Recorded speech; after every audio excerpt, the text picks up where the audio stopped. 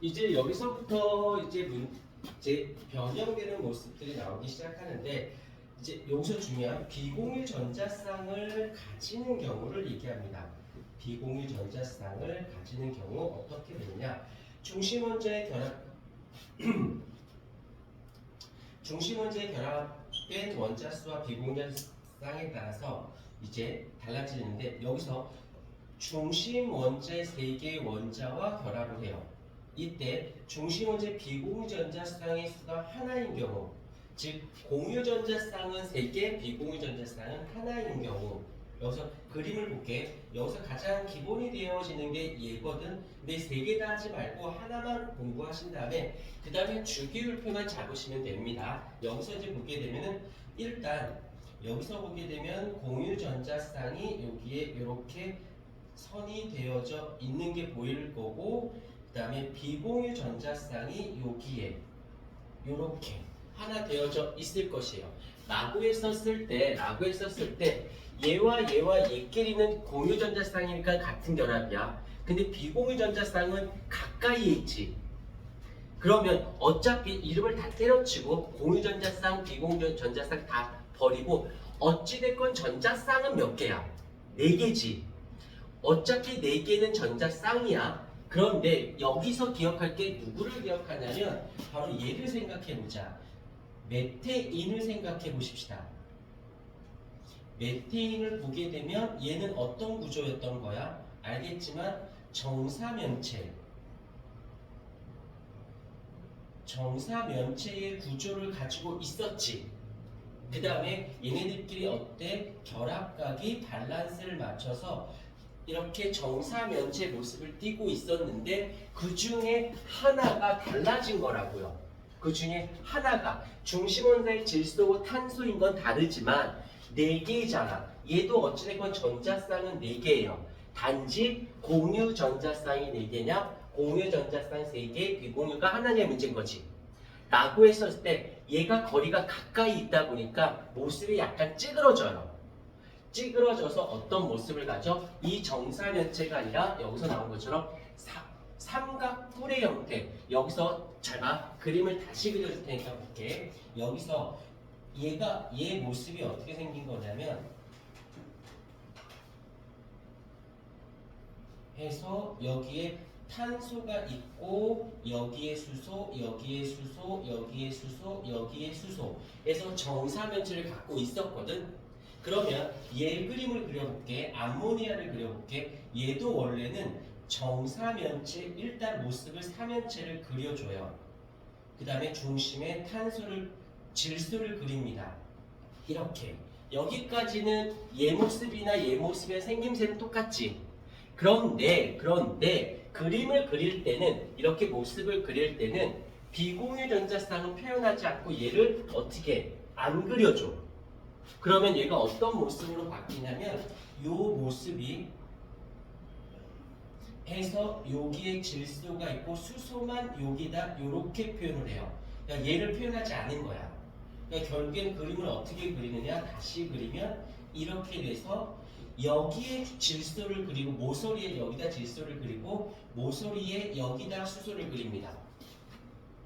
얘랑 다른 게 아니야. 얘랑 다른 게 아니라 원래는 이렇게 사면체를 그려. 사면체를 똑같이 그리고 메테인은 탄소에 모서리에 수소 다 4개 다. 근데 여기 사면체에서 여기서는 이 모습 중에 이 비공유 전자쌍을 안 그리다 보니까 이렇게 삼각뿔의 형태가 그러니까 사실 이쪽이 있는 거지. 그래서 여기 모습을 그려준 비공유 전자쌍이 여기에 이렇게 그려지는 겁니다. 그래서 지워버릴게. 중간 과정을 지워버리고 나면 이 모습이 되는 거지. 그래서 처음과 끝만 보면 다른 모습일지 몰라도 원래는 같은 모습이었던 거야. 그런데 비공유 전자쌍을 지워버리고 났더니 전혀 다르게 생겨 먹은 거지.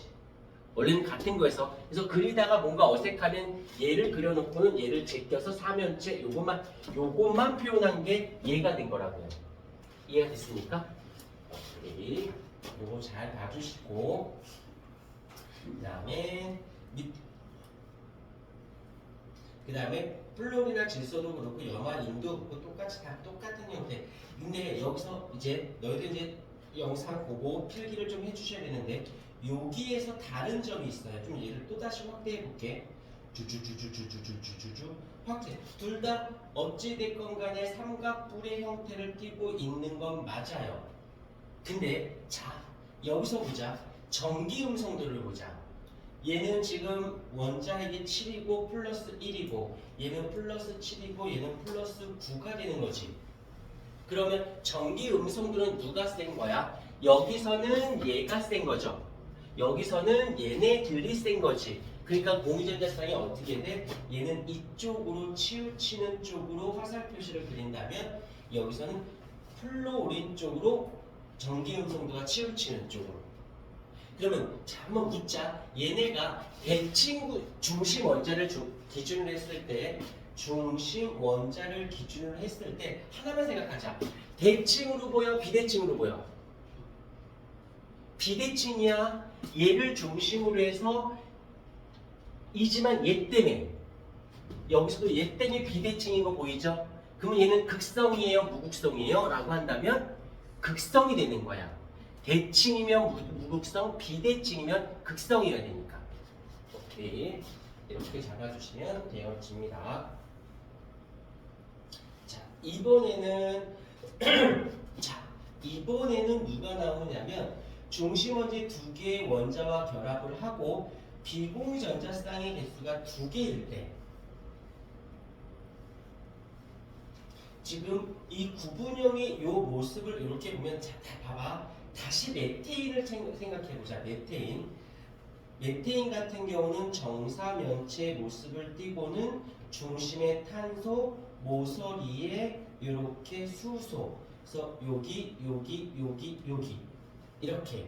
그래서 여기 각도가 몇 도였었죠? 109.5도였었지. 그리고 정사면체. 그 다음에 대칭이야 비대칭이야?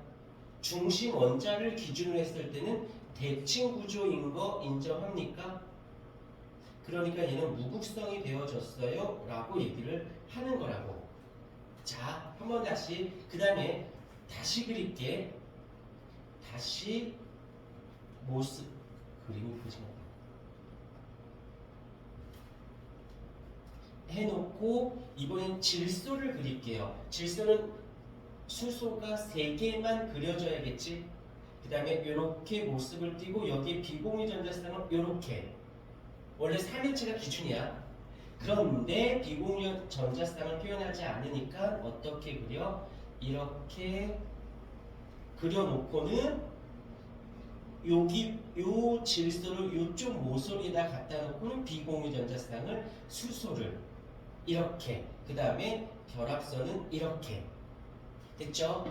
이때 왼쪽에 있는 애는 지금 정사면체니까 109.5도인데 이 비공유 전자쌍이 어떻게 하냐면 이 공유 전자쌍을 좀 찍어 눌러서 여기 각도가 109.5도보다 조금 작은 107도를 갖게 됩니다.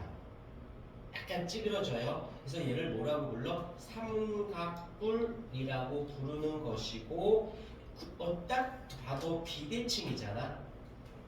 비대칭이니까 얘는 무엇이 됐다? 극성이 되어졌어요 라고 얘기를 하는 거라고요. 밑에 글씨가 좀 안 보이네. 조금 올릴게요. 이렇게 됐죠. 그러면 다시 그러면 얘는 무극성이고 극성인 거 알았어. 근데 여기서 이제 문제야. 극성이 뭐고 무극성이 뭐냐는 거지. 극성은 극적인 성질을 띠고 있는 걸 극성이라고 하고 극적이지 못한 무극성이라고 하거든. 그런데 왜 얘 물에다가 동그라미를 쳤냐면 얘 물을 다시 그려볼게. 이제 물을 보십시다. 요거는 꼭 필기해 주셔야 돼요.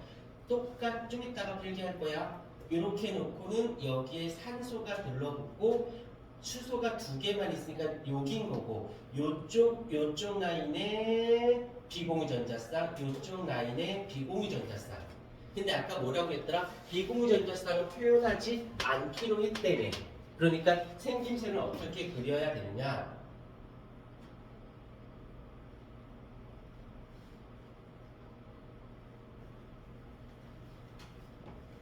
이렇게 놓고는 이런 식으로. 그래서 얘 모습이 어떻게 생겼어? 굽어 있는 모습처럼 생겼다라고 해서 얘를 구분형 구조라고 하고, 여기서는 이제 각도가 비공유 전자쌍이 두 개나 있기 때문에 얘 누르림이 더 세져서 아까 107도, 109.5도에서 107도가 됐다가 더 각도가 쪼그라들어서 104.5도가 되어집니다. 오케이. 그 다음에 얘를 뭐라고 불러? 구분형이라고 부르고, 그 다음에 얘를 생김새가 딱 봐도 비대칭이잖아. 비대칭이니까 얘가 극성이 되어지는 것이고. 오케이? 자, 이 극성, 무극성을 또 어떻게 또 구별하냐면 이렇게 돼요. 물에 녹으면 극성이고 물에 녹지 않으면 무극성이야. 왜? 물이 대표적인 극성이거든. 그래서 메테인은 물에 녹지 않고요. 이 암모니아는 물에 녹습니다. 라고 하는 겁니다. 요거 잠깐 브레이크 걸 테니까는 요거는 한 번 정도 밑에다